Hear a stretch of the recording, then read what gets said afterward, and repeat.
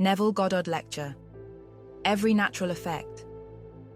Every natural effect has a spiritual cause and not a natural. A natural cause only seems. It is a delusion of the perishing vegetable memory.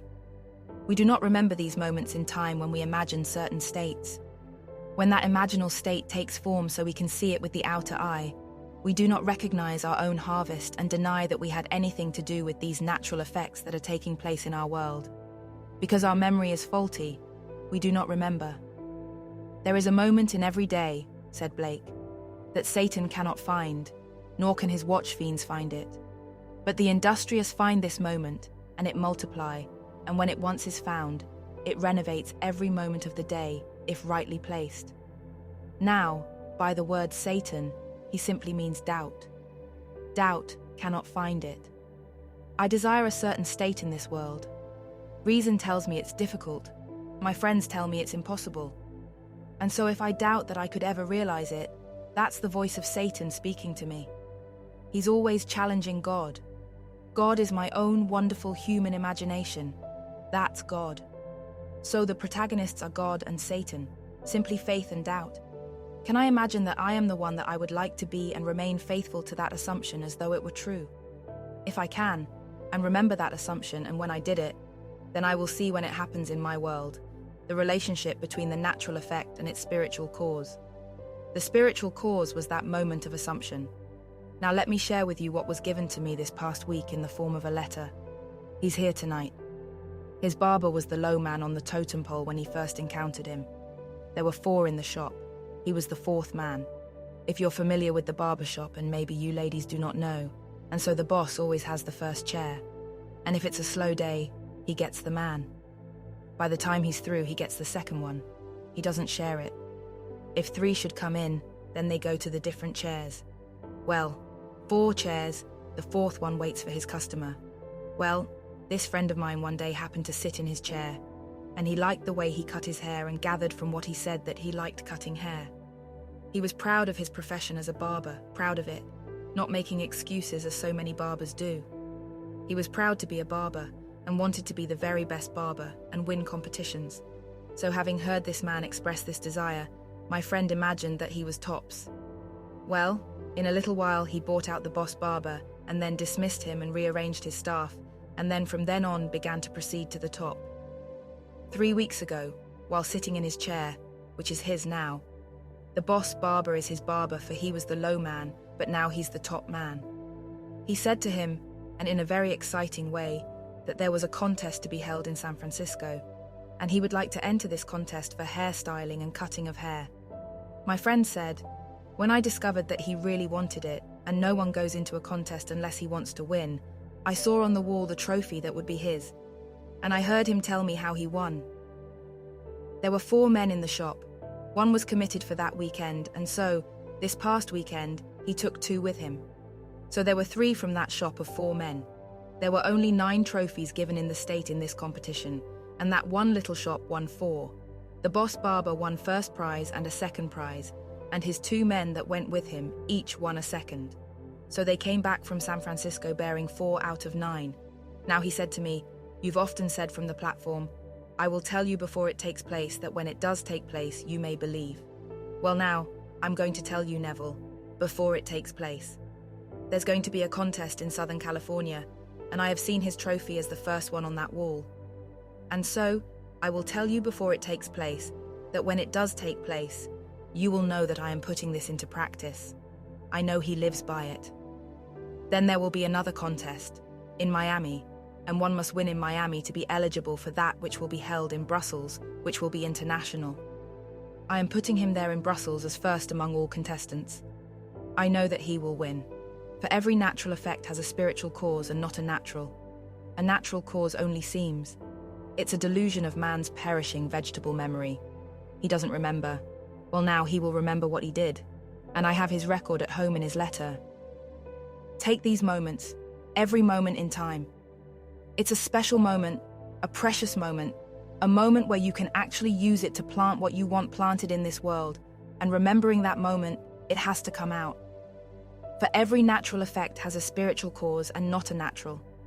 That spiritual cause is that moment when you dare to assume that you are the man or the woman that you would like to be, or that another man, in his case the barber, that he is the top as he desired to be. So you can do it not only for yourself, do it for another, or do it for many as he did. And these are those precious moments in this wonderful world of ours, but our memory fades, and we do not remember. So when the whole thing rises in our world, we do not relate it to our own harvest. We can't remember when we ever did it, but not a thing could happen in my world that comes by accident. It couldn't. All things come because I planted it, either wittingly or unwittingly. I either did it knowing what I'm doing, or I did it not knowing because I was lost in some emotional state, and I felt intensely about that state. It might have been a lovely state or an unlovely state, but the seed was planted, and I will reap it. And the whole thing will come into my world whether I recognize my harvest or not. So if I know this to be the law of life, it is entirely up to me now to select and plant only what I want to reap in my world. Then another lady wrote, "So I took my son into the backyard, and here was the fish pond that I had. It wasn't yet stocked with fish, but with clear water and about 12 inches deep, and in it was a little shaggy white dog lying in the water with its little black nose right above the water. I took the dog out and dried it off and took it into the house, and it romped and played all over the place, and then I missed it, and searching for it I went back into the yard, and here was the dog in the pool again. But this time when I walked by, it wagged its tail as though, 'Leave me here, I like being here.' And it was quite satisfied to be submerged in the water minus the nose above, but the tail wagged as though it was happy to be in that water. Well, may I say to you, in the Bible we speak of stone, the water, and the wine. The stone is the literal story, the allegory, and man must discover the fictitious nature and character of a story. And when he discovers the fictitious character of the story in Scripture and then learns its meaning, he has found water. He has struck that rock like a Moses, and water flowed out of it. Now the first miracle or sign in the book of John is the turning of water into wine. And so, you're told, fill the stone jars with water, and when they draw it out of the stone jars, that water that was in the stone jar, it was wine, perfect wine, lovely wine. So first we have a story, and man takes the story and accepts the story literally, and so he goes through life with the literal meaning or the stone.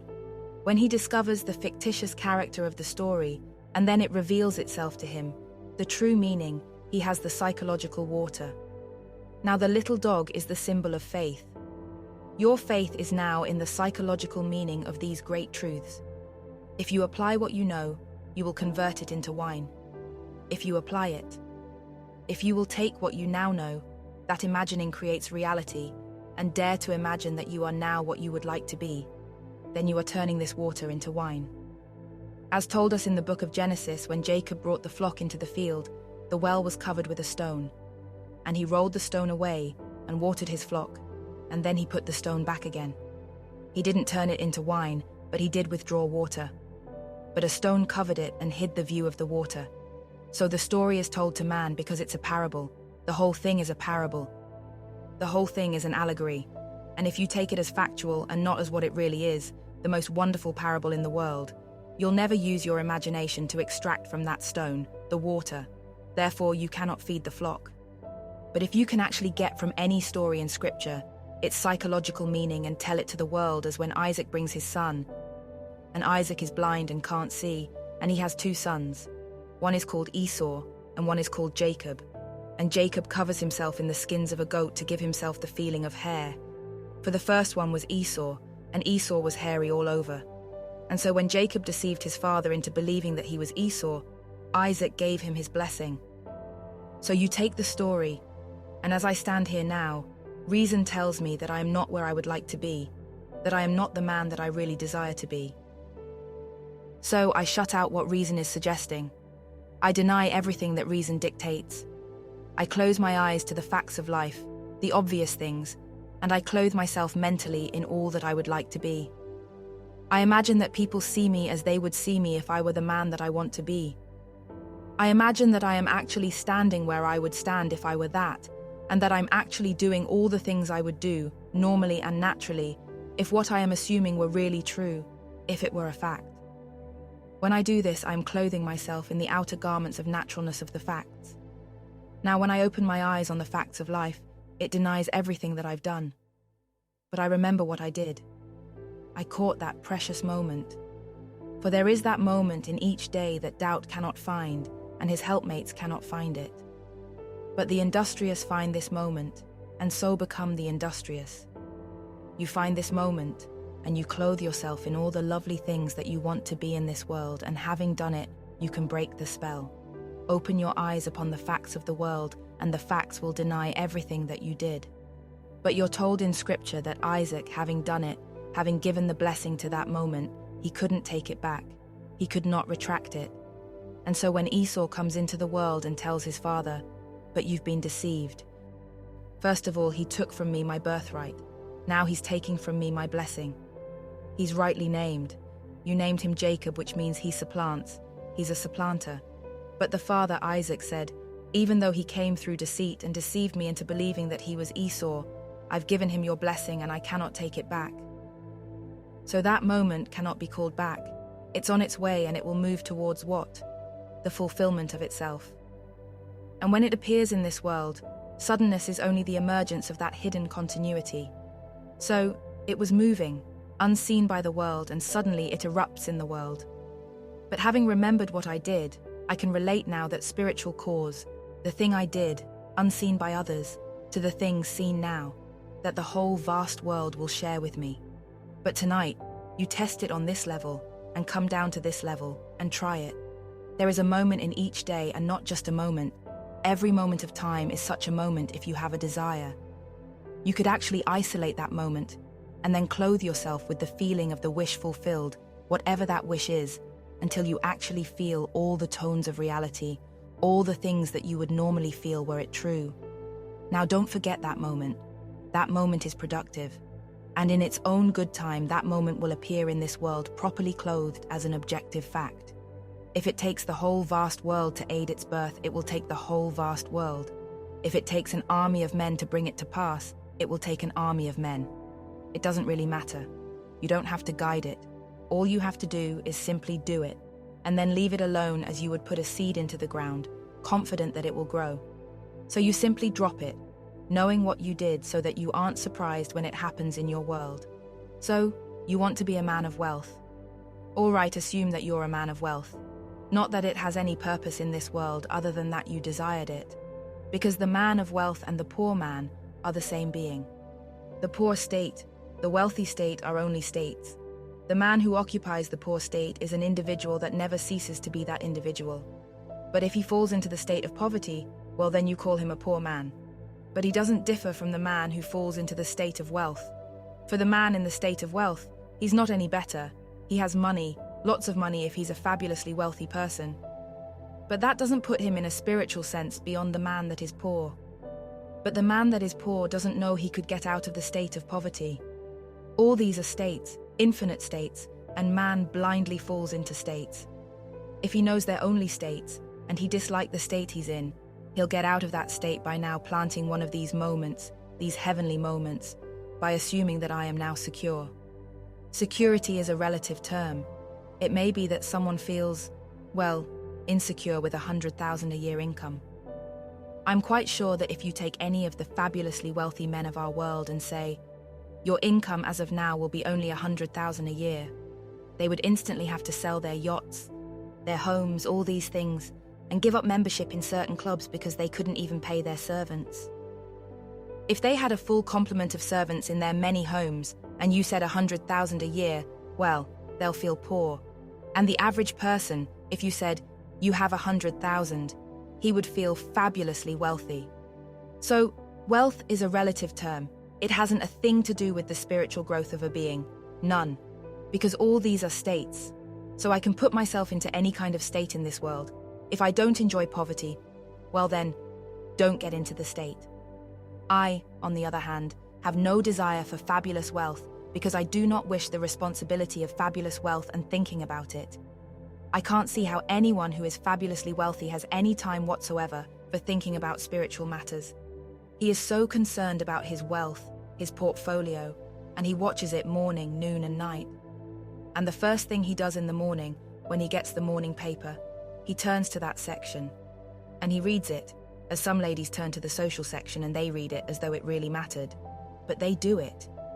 There are some who only read the obituaries and they make a living out of reading that and notifying all the people who are recorded as dead that he knew them.